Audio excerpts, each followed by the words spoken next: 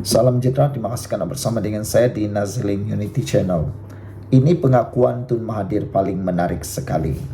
Kata Tun Mahathir, jika saya penjual kacang putih, tepi jalan tiada siapa peduli. Wah, dah merajuk ke Tun Mahathir ini. Rupa-rupanya orang tua ni suka juga merajuk kata netizen. Tun Dr. Mahathir Mohamad memaklumkan reputasi beliau tercalar.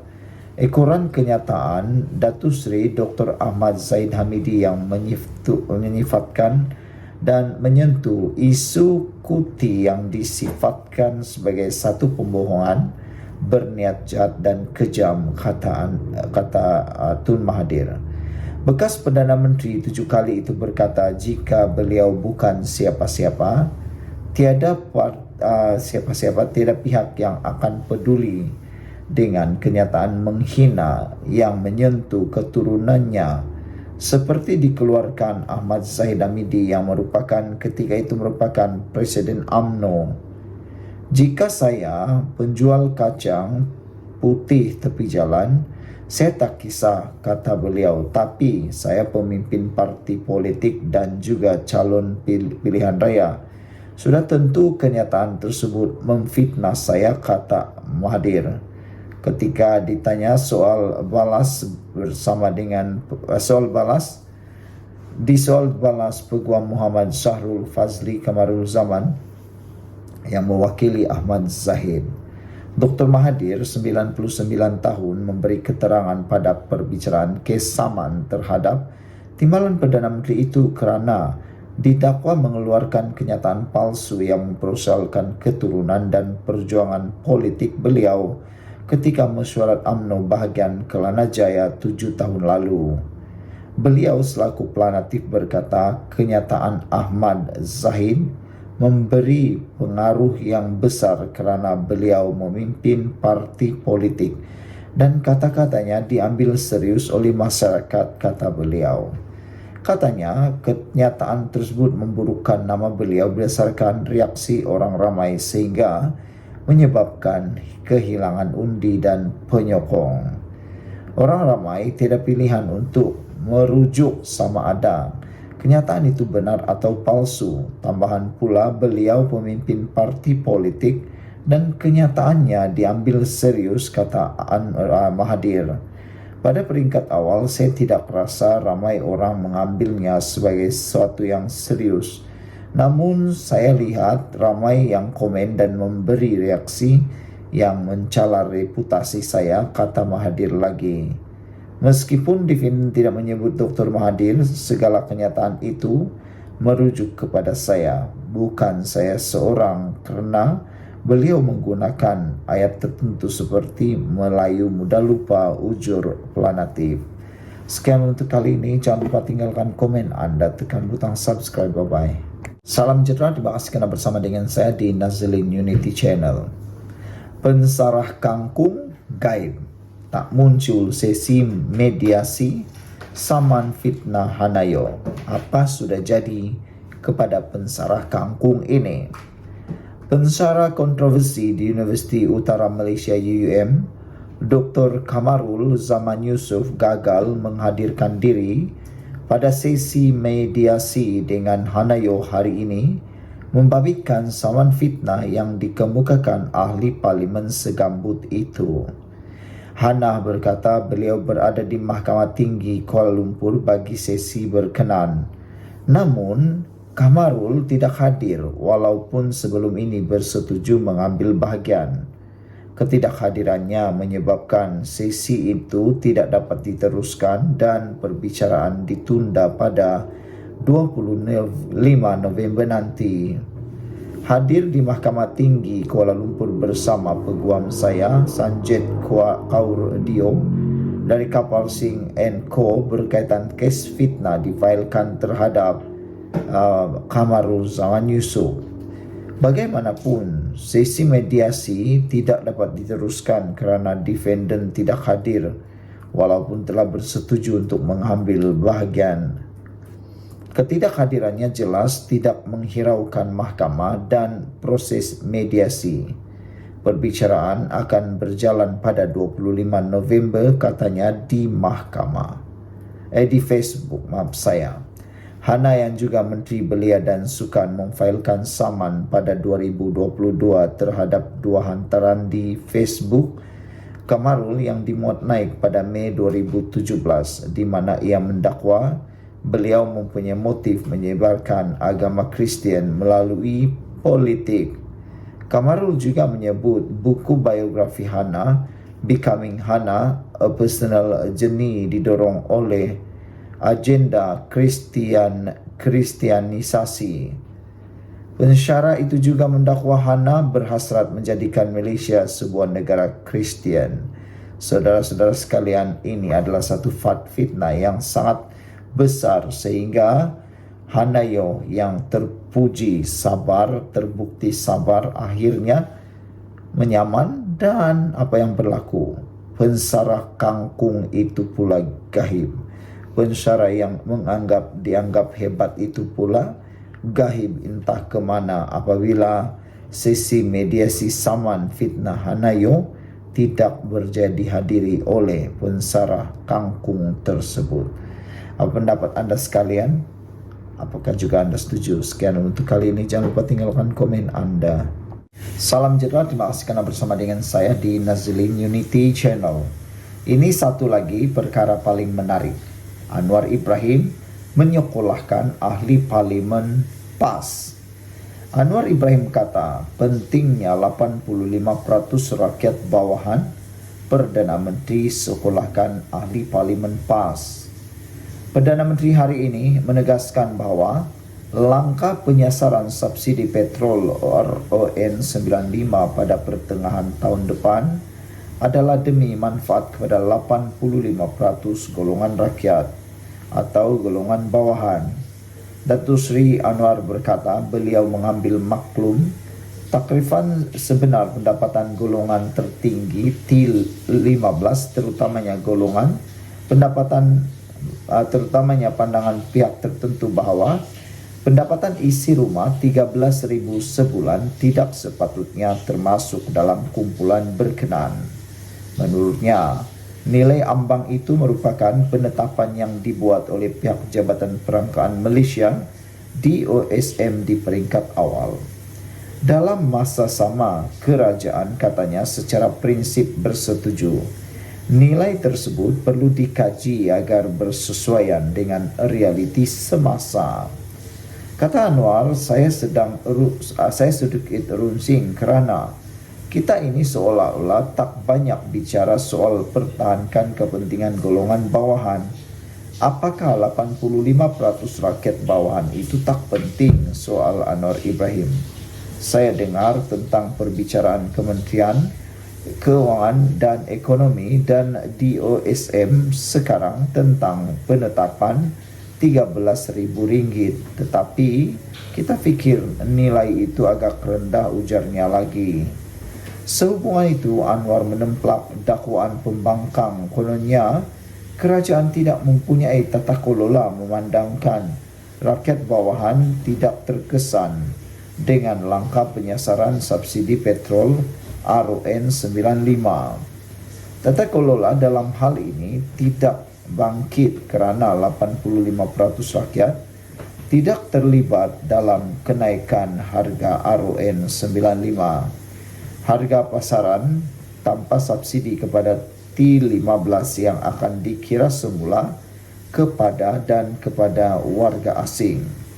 Sebab itu, kadang-kadang pandangan kita kritikan jangan hanya dilontar secara sembrono atau tanpa fakta, kata Anwar Ibrahim. Tuduhan kontrak subsidi hendak diberi ahli Parlimen Bukit Gantang umpamanya tak benar.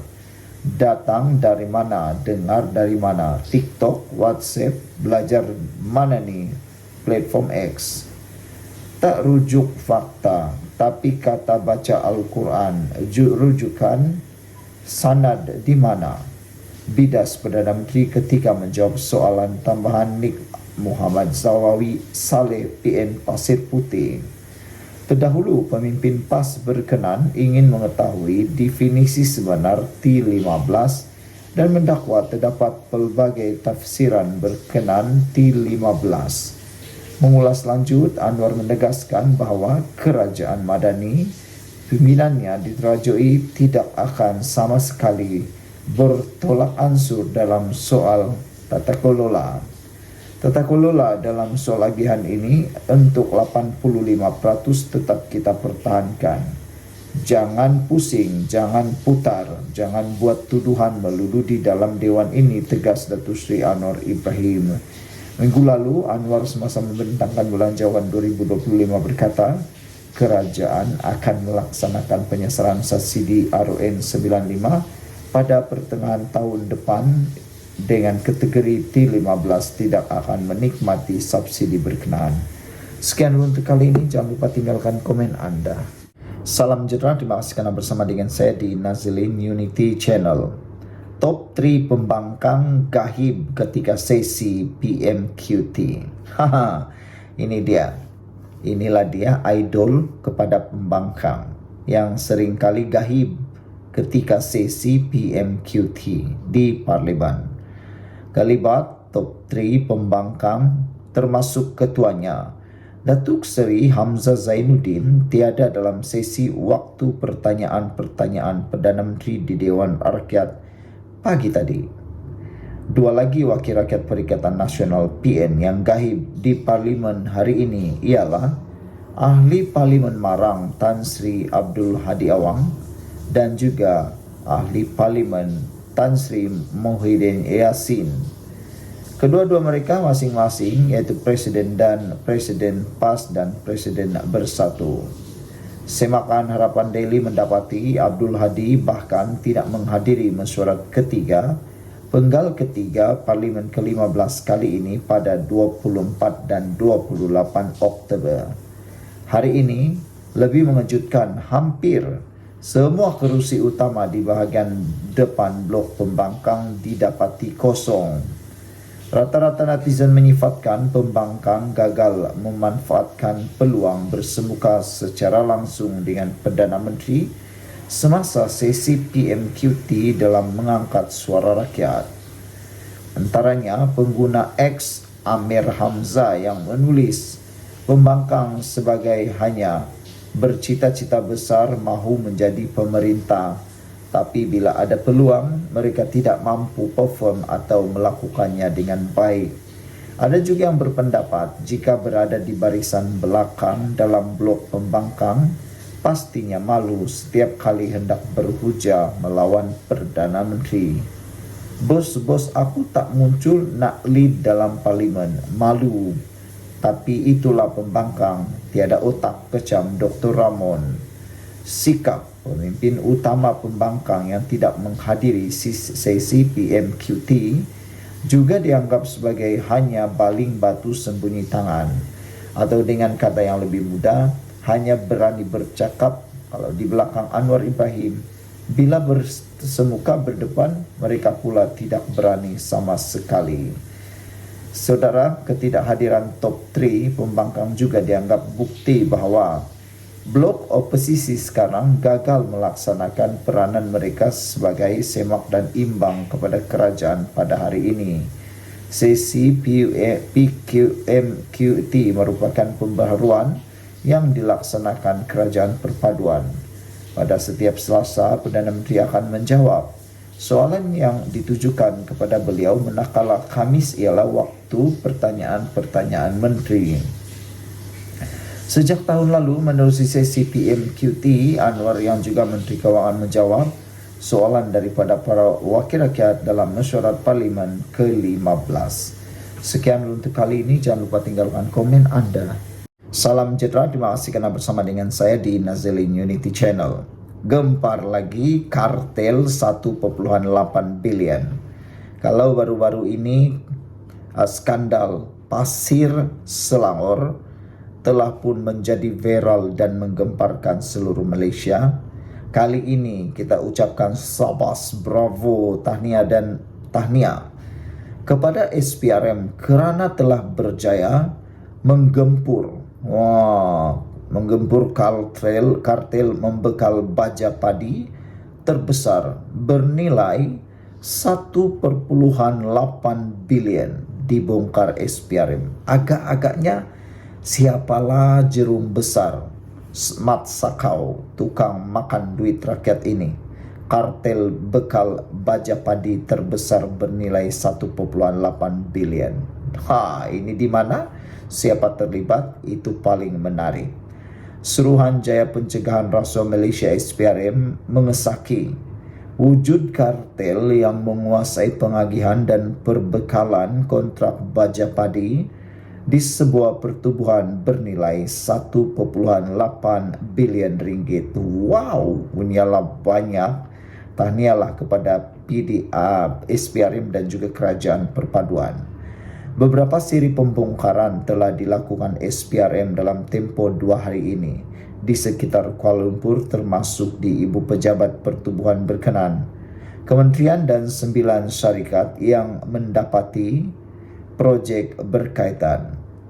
Menurut sumber, projek di bawah sebuah kementerian yang tidak didedahkan itu yang berjumlah 1,8 bilion telah dianugerahkan kepada Pertubuhan Terbabit bagi tempoh 30 bulan bermula 2021 hingga tahun 2023. Pertubuhan Terbabit bertanggungjawab untuk menghasilkan baja padi dan mengedarkannya kepada para pesawat di seluruh negara melalui pejabat pertubuhan peringkat negeri masing-masing. Hasil siasatan mendapati pertubuhan itu telah menggunakan 2 kaedah untuk memenuhi kontrak kerajaan, iaitu membeli terus baja-baja padi daripada 5 syarikat pengeluar dan membeli bahan mentah bagi memproses baja daripada 4 syarikat, katanya lagi. Sumber juga berkata siasatan SPRM akan menjurus kepada kesalahan rasuah dalam perolehan baja dan bahan mentah daripada syarikat-syarikat terpilih. Siasatan juga menjurus kepada kesalahan salah guna kuasa yang mungkin berlaku di mana ahli-ahli lembaga pengarah yang terlibat dalam membuat keputusan dalam pemilihan syarikat-syarikat berkepentingan. SPRM telah merampas dokumen-dokumen berkaitan projek ini di peringkat kementerian, pertubuhan dan syarikat berkaitan dan dalam peringkat kajian mendalam, ujarnya lagi. 6 orang ahli kementerian dan pertubuhan terbabit telah dipanggil SPRM untuk ditemu bual. Sementara itu, Ketua Pesuruh Jaya Tinggi SPRM Tan Sri Azam Baki berkata, ketika dihubungi mengesahkan siasatan dan tidak menolak akan menahan beberapa orang yang disyaki terlibat bagi membantu siasatan. Kes disiasat di bawah Seksyen 16, Seksyen 18 dan Seksyen 23 Akta Suruhanjaya Pencegahan Rasuah Malaysia 2009. Sekian untuk kali ini, jangan lupa tinggalkan komen Anda. Salam sejahtera, terima kasih kerana bersama dengan saya di Nazilin Unity Channel. Ini satu lagi perkembangan terkini, keputusan terkini tahanan rumah Najib dan juga berkait permohonan maaf Najib. Menurut laporan ini, ahli Parlimen Bukit Gelugur menyatakan bahawa tahanan rumah tak boleh terpakai untuk Najib. Bagaimana pula itu berlaku? Ikuti terus ulasan kali ini. Kerajaan digesa memberi jaminan bahawa langkah pelaksanaan tahanan di rumah kelak tidak akan terpakai untuk kes-kes berprofil tinggi seperti melibatkan bekas Perdana Menteri Datuk Seri Najib Tun Razak. Perkara itu disuarakan Ramkalpal Singh PH Bukit Gelugur yang turut mempersoalkan mengapa permohonan maaf secara terbuka dibuat bekas Presiden UMNO itu dibuat selepas pengumuman kerajaan mengenai penggubalan akta bagi membolehkan hukuman tahanan di rumah sebagai alternatif untuk kesalahan tertentu. Beliau berkata setelah 5 tahun kes tersebut dibicarakan dengan 50 saksi memberi keterangan, permohonan maaf tersebut dilihat sebagai tidak relevan. Bahkan wujud elemen penghinaan terhadap mahkamah. Saya khawatir sama ada undang-undang tahanan di rumah yang dicadangkan ini adalah digubal bagi tujuan untuk Najib. Sekiranya ia digubal bagi Najib, kita perlu faham bahawa kesalahan yang beliau disabitkan masa dahulu adalah kesalahan yang amat besar yang telah menjejaskan hala tuju negara kita ini. Jadi saya berpendapat bahawa tahanan di rumah tidak boleh dipakai atau terpakai untuk kes-kes seperti yang melibatkan Najib. Dan saya mahu agar kerajaan beri satu jawapan sama ada ia akan terpakai bagi tujuan tersebut, katanya ketika sesi perbahasan Rang Undang-Undang Perbelanjaan Belanjawan 2025 di Dewan Rakyat pada Selasa. Nasib Najib sama ada diperintahkan dibebaskan atau diperintah membela diri atas 4 kes salah guna kedudukan untuk mendapatkan dana 1MDB dan 21 pertuduhan penggubahan wang haram sebanyak 2.6 bilion akan diketahui pada Rabu, iaitu esok. Jika mahkamah mendapati pihak pendakwaan berjaya mewujudkan kes prima facie, maka bekas Perdana Menteri itu diperintah untuk membela diri.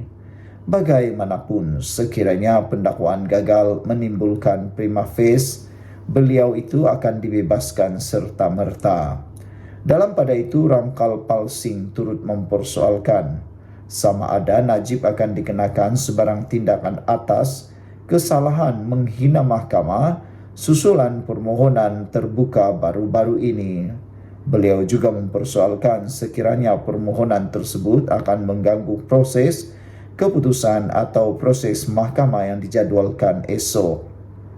Kita kena ingat bahawa dalam kes ini sudah 5 tahun berlalu, 50 kes telah berikan keterangan.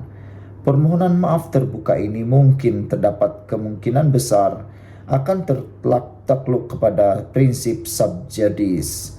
Jadi sekiranya seorang itu memberi kenyataan awam berkenaan dengan isu-isu yang dibicarakan dan diputuskan oleh mahkamah, bukankah ia merupakan penghinaan mahkamah? Adakah Najib telah melakukan satu penghinaan mahkamah? Ini perlu diperjelaskan. Sekiranya ya, apakah tindakan akan diambil terhadap beliau? Soalnya lagi. Sekian untuk kali ini, jangan lupa tinggalkan komen Anda.